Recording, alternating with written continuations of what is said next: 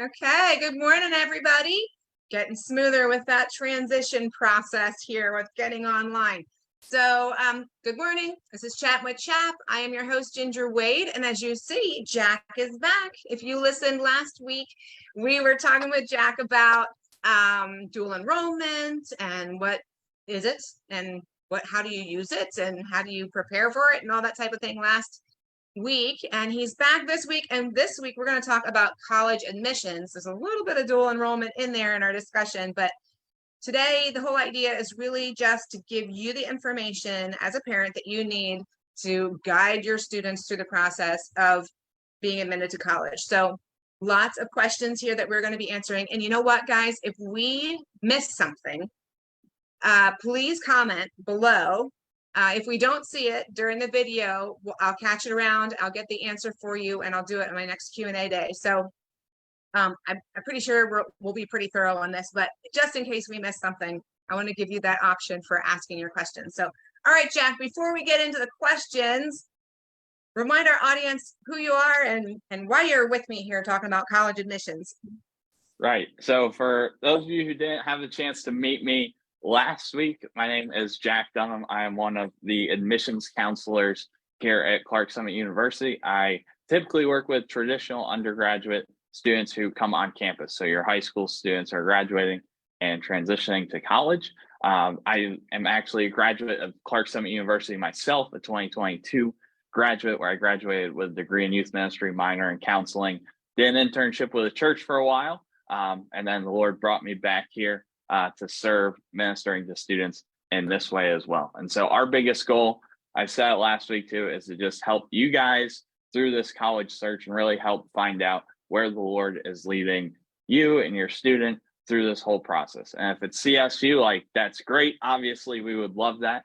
But even if it's not, our most important thing is that you end up where the Lord is leading and calling as well. Perfect. Excellent. So, like I said, we're glad to have you here because you have some information that is going to be very helpful to some of those nervous parents out there and unsure students. So let's just jump right in. So as far as classes, like the academic classes, things that students should be taking, is there anything that in general, like I know there's certain things for every college, but in general, you know, do you have to have the languages? Do you have to have trig? Do you have to have, like, is there anything that you would say students should really be certain to have on their transcript if they're going to college?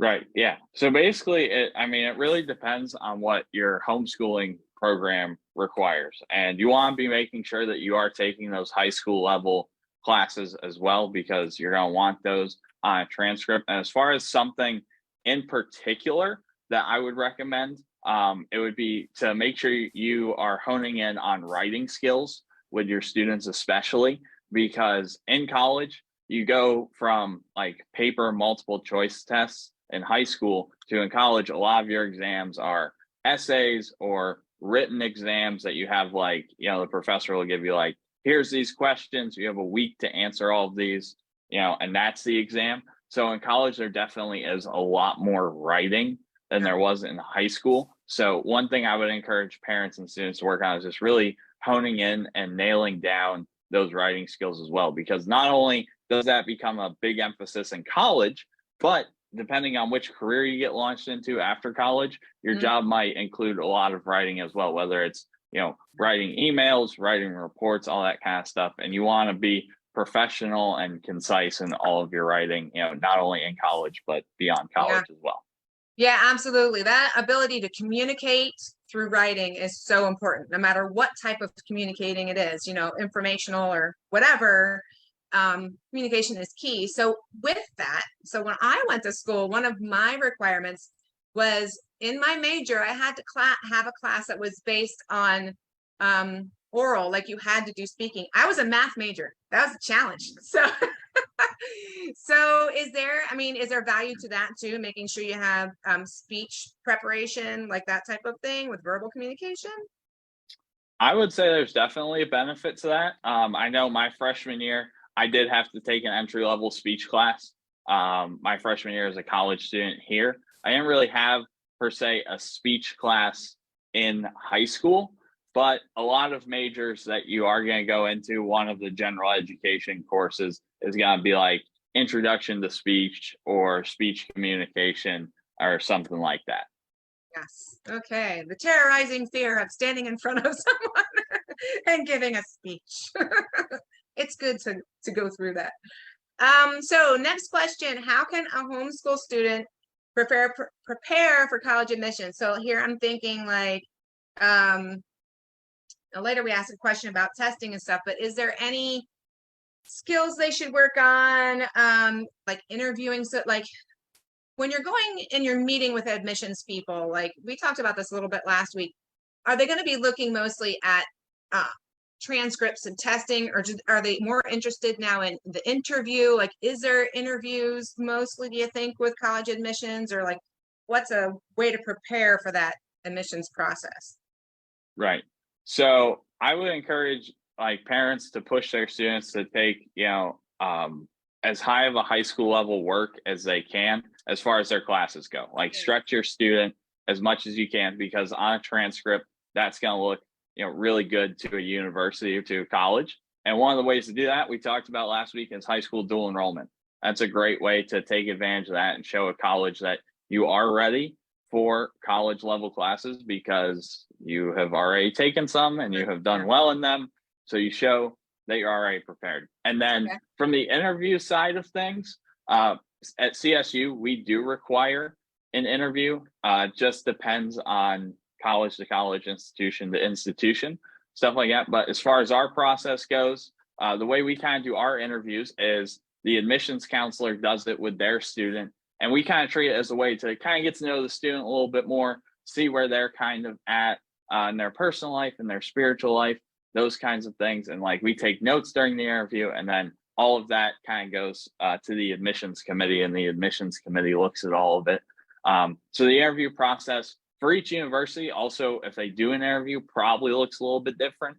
But from our point of view, that's kind of what it would look like for a student going through the process with us here at CSU. Yeah, so just sharing about yourself, right? Just who you are and what makes you you, right? So know yourself well.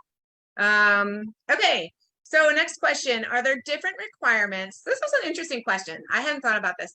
Is there different requirements for the high school student coming in versus the public school student coming in? Are you kind of looking at them from the same angle? Like, how does that, is it the same? Right. So this is another one of those things where it really depends on the college that the student is applying to. At CSU, we really see no difference between public school student and a homeschool student, because a homeschool student is able to these days produce a transcript just like a public school student is able to. So there's really no difference there. Some colleges are a little more picky with homeschool students. But what I've noticed personally is that homeschool students on average are better students than public school students. It's kind of like we talked about last week. They've already learned how to learn. And so they know how to study well, they know how to learn well, and all of those things. So here at CSU, there is no difference that we see between, a public school student and a homeschool student as far as how we go through the process. But there definitely are some colleges where, it might be a little bit different in how they see things. Okay. So if you're looking to go to a particular place, it's good to ask them, right? It's always good to have your questions to ask them specifically. So like, as we're talking through these questions, parents, these are like general thoughts. And of course, Jack is sharing from CSU's standpoint, but it's always good to ask questions of any of the schools that your students want to go to or interested in. It's always good to ask them specifically what they're looking for. And then you can, hone in your thoughts on how you need to prepare. So, okay. So then the next question is related to the test. And we talked about this a little bit last week, but, is testing a big deal to get into school anymore? If it is there a particular test you think kids should take? Like, does it definitely go with the SAT? More colleges are accepting the CLT. If your college accepts the CLT, should you go that way? Like, or the ACT? Like, what's your thought on the testing thing? Right. So when I was originally, going through high school and going through the whole college search, pretty much every university in all the universities I was looking at, most of the universities in the country were still requiring some sort of standardized test score to be accepted into their university. And so in high school, I took the SAT, like every college student. But since then, and since COVID pandemic happened, standardized testing has become really kind of old fashioned, which has been crazy to think about because it kind of changed like on a dime. Because with COVID, people weren't able to gather. And so if you aren't able to gather, you aren't able to do a standardized test.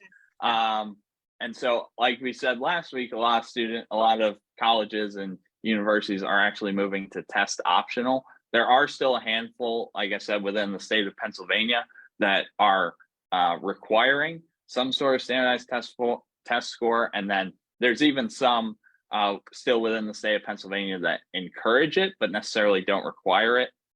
There are schools that if you do take like the SAT and provide a test score, depending on what your score is, they might give you a little extra scholarship. But also, like I said last week, our academic scholarship is solely based on the student's GPA.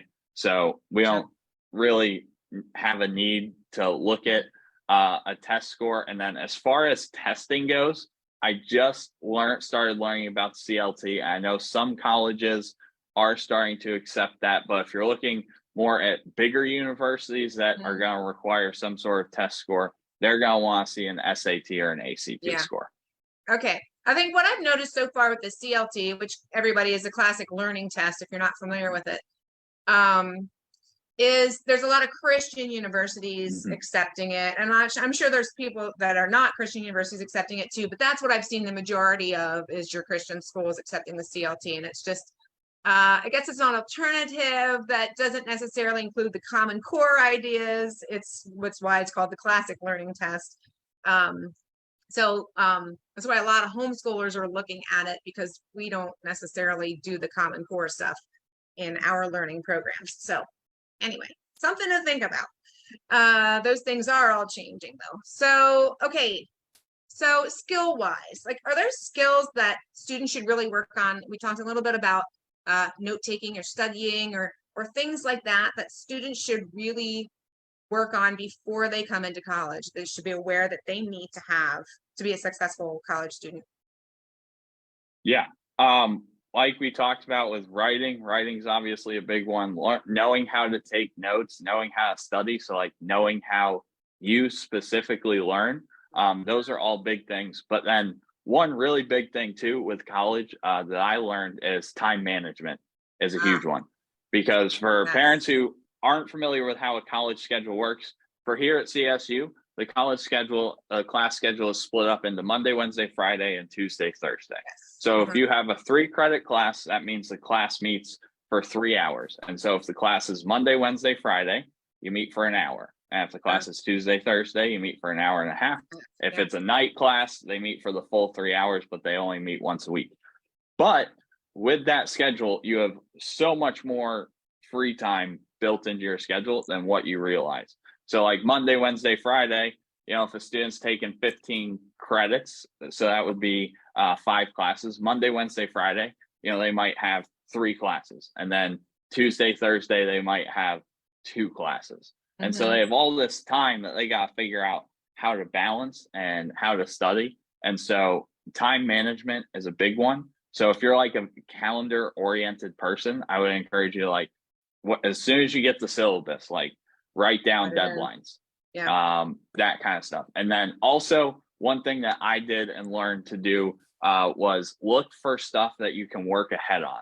So in college classes, there is a lot of reading involved with some of these classes. And reading is something that you can very easily just get ahead on. And so I would try and, be 2 or 3 weeks ahead in my reading, and that prepares you for, if you get sick or if you're not able to work on homework for like an entire week, you don't get caught behind and you're still on track with your classwork and all of that stuff. Oh, that's really great. That's really good advice. Yeah, the time management thing is really, I was always a, nose to the grindstone. Go to class, go back to my room, do my homework, done. I'm not a procrastinator. I'm like everybody else who's in school. I felt like I was the only one. but it was really great because I could enjoy my evenings and I could enjoy my Sunday evenings, my Sunday afternoons, because I wasn't cramming to get my work done before Monday. Yep.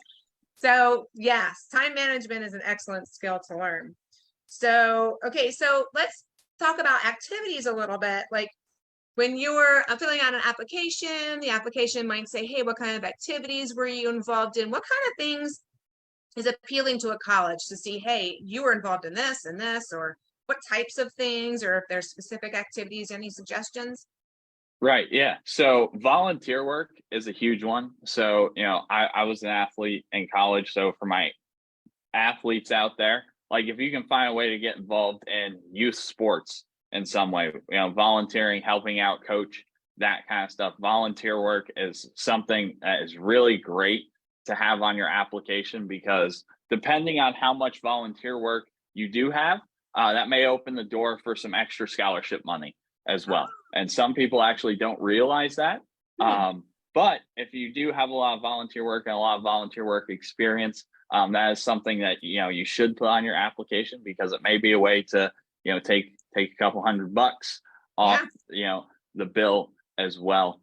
So volunteer work is a big one. And then for Christian schools especially, one thing we like to see is how involved is the student in the church. The church.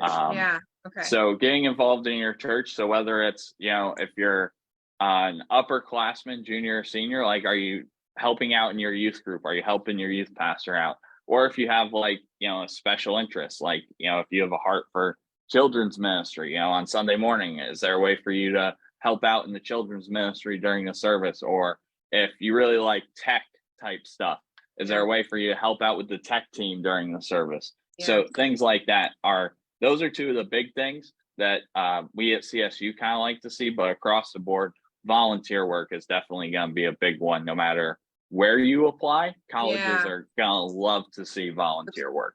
Yeah, service, right? I think eTowns is something about service, actually, their logo. Prepare to serve or come in, I don't know, something about service. So yeah, service anywhere is a big deal. And like youth band, my kids are all do youth band. I have drummers and guitar players and keyboardists in my house, and that was a huge thing for them. It's all student run, and they're actually pretty solid. So especially if you're looking at being a worship leader type person, youth band is, wow, that's a great resume builder there. So okay, so activities, let's see. So is there anything else as students are applying to colleges, universities, or whatever, that would make a student appealing to a college? I mean, when we talked about service, we talked about grades, we talked about some other activities and skills that you learn. Is there anything else that you can think of that is going to make a student stand out when you're looking through the piles of applications that you get? Right. Yeah. And there definitely is. Because like when we are looking through applications and all of that kind of stuff, we're always asking ourselves, is this student gonna fit the mission of what CSU is trying to do? So I shared a little bit last week about kind of what CSU's mission is, and that's Christ-centered and career ready. And we see those two things as one thing, because to be the most career ready, you also gotta be Christ-centered as well. And so we are really looking for, those students who want to serve the Lord wherever they go, because like I said last week, we recognize that every opportunity is a ministry opportunity, whether we realize it or not, because, we may end up, you might have a student major in business and end up in a secular work environment, for their entire, professional career working in business. And so that's what we're looking for. We're looking for those students who recognize, okay, I don't really know where the Lord might lead me, but wherever he does lead me, I want to serve him, to the best of my ability, wherever I do end up. And so for a lot of especially private institutions and universities, that's one thing that they're going to look at is this student going to fit, or does this student fit what we're trying to do here at, at CSU or, wherever it may be. Yeah.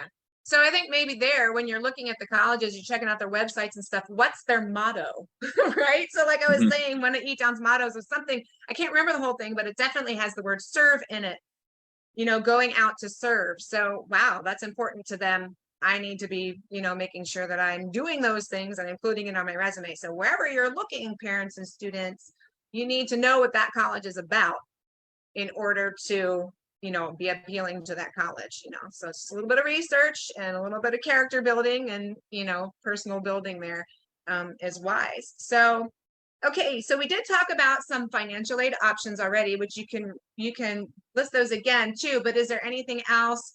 We're like, what are financial aid options for homeschooled students? I think as public school students, I think since there's guidance counselors and stuff there, we're a little bit more aware of what to do there, but maybe as homeschoolers, we're a little bit unaware of where to go or what to do if we're in need of financial aid. Right. Yeah, exactly. So one big one that's open for, you know, all students who are US citizens is the FAFSA. So that's how you get your federal financial aid from the US government. That's how you get your grant from the US government based on, you know, what your income is.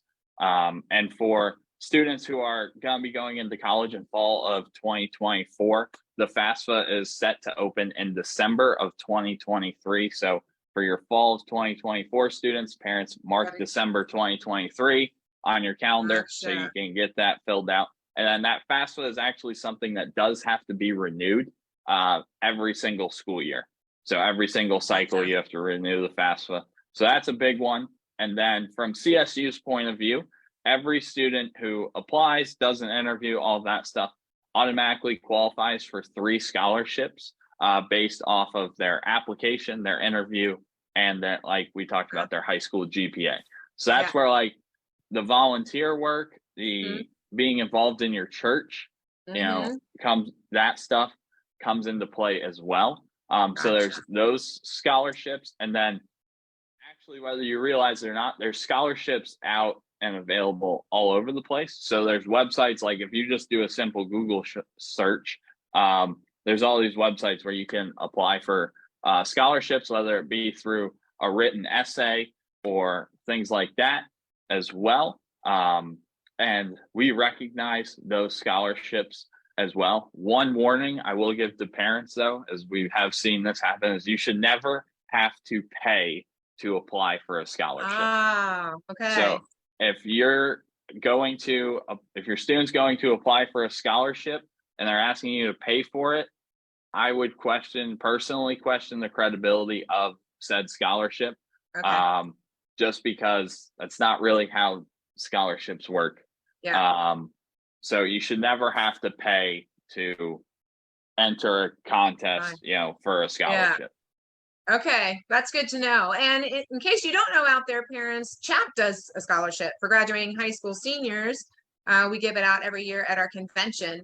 So we do two winners, $1,000 and $500 scholarships. So we talk about it all the time. Sign up on our e-news so you know when it's going on. But yeah, we have one too. So I know they are out there if you know where to look. And you know what? Something that you said there, just for this whole process, reminded me it's important to be looking at these things early. Like you said, this December is the time to sign up for a FAFSA for next fall. This year I had lots of parents asking me about graduations for their kids in May. I'm like, no, we've done our graduations already. Like homeschoolers graduate early. We graduate in May. So like all those things, when you're applying to colleges and all these other things, dual enrollment, think about it way earlier than you think you need to think about it and be prepared, because the timelines are like early. Like I know the process for dual enrollment here has passed already. Everyone's signed up, you know, we're ready to go. And that happened early. It was like March and April that those things are happening. So parents, you need to be thinking that, you know, you can't, oh, it's August, school starts in 3 weeks, let's sign up. That doesn't work. So be prepared early. Because it does sneak up on you fast. It really does. So like write it on your calendar, stick it in your phone. I know every phone like has reminder capabilities, so make sure it's in there so you're aware of it.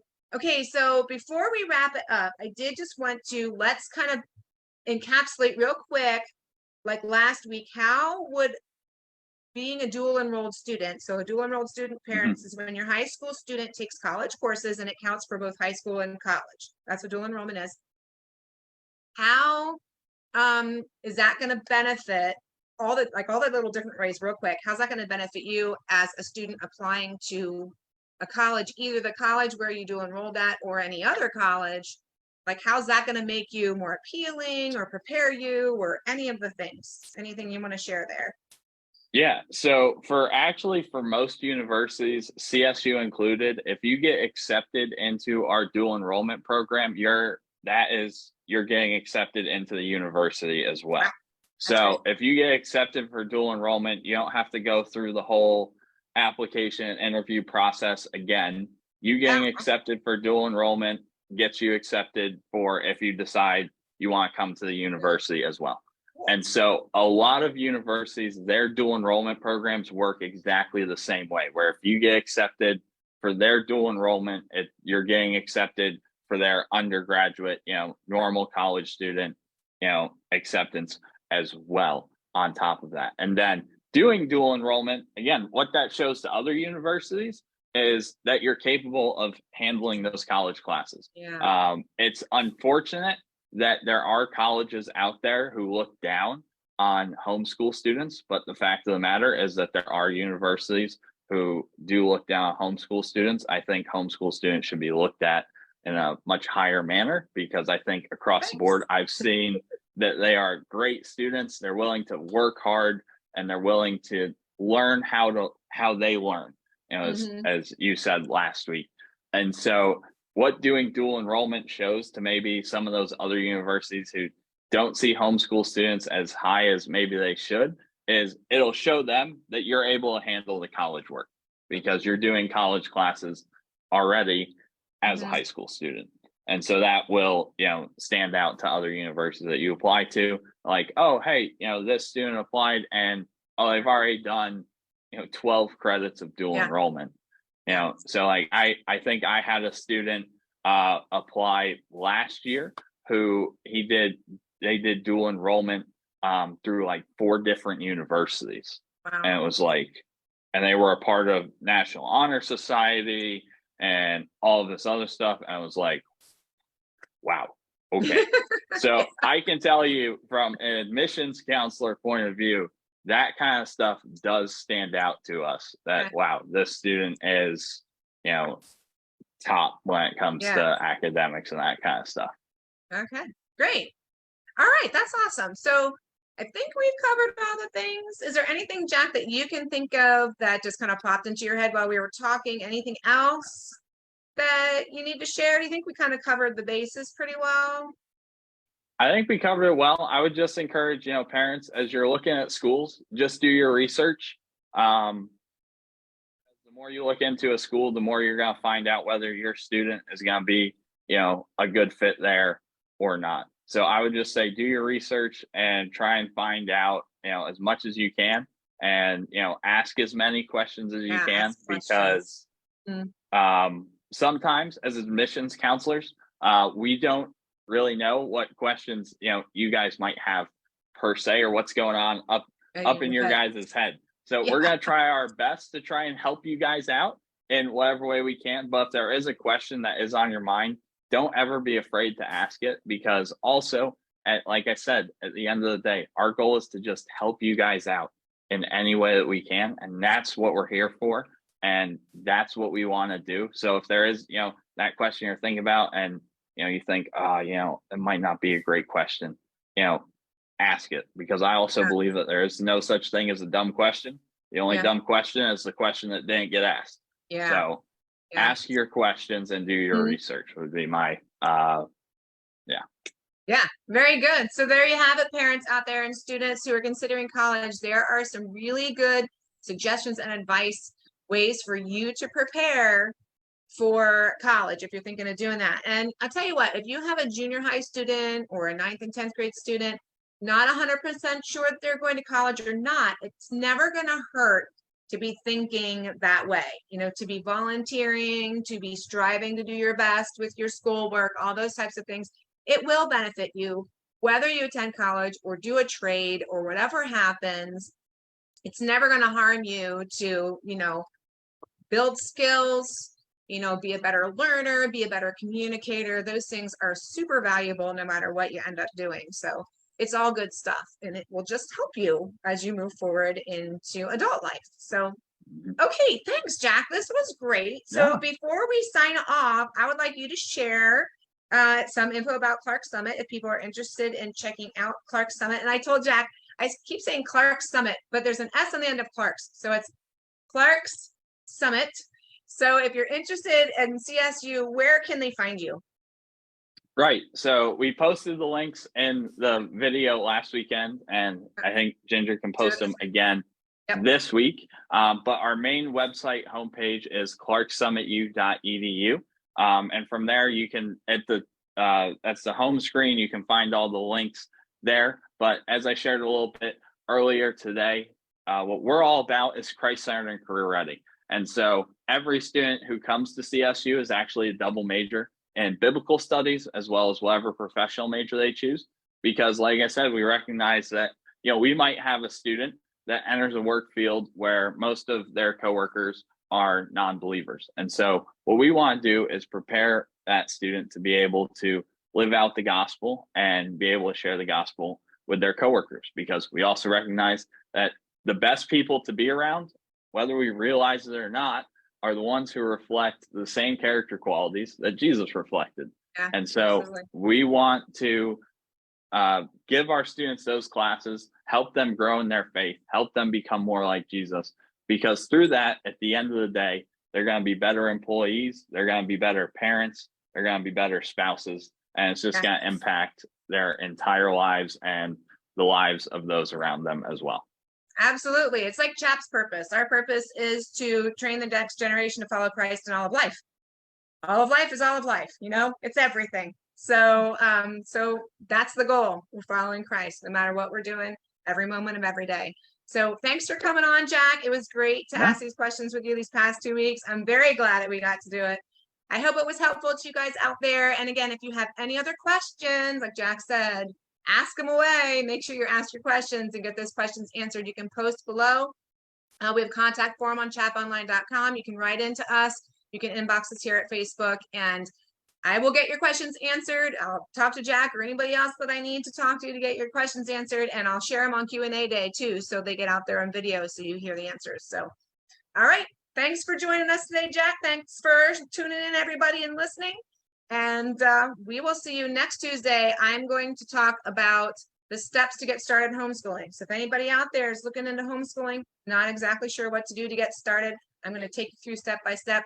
Piece of cake, no problem. All right. So we'll see you next Tuesday, and have a great week, everybody. Bye.